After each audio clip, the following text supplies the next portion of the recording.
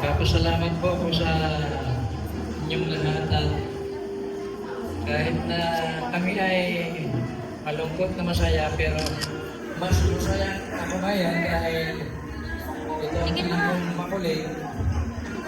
Medyo naman ang sa kapitan, kitang-kita na. Pero nagpapasalamat ako sa Diyos, sabi ko pa sa Kanya. 18 na siya, hindi na siya bata. Kaya sabi ko, ang mga magdesisyon ay yung sa lang.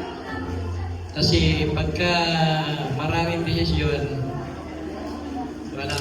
walang patutunan. Kaya nagpapasalamat ako sa lahat.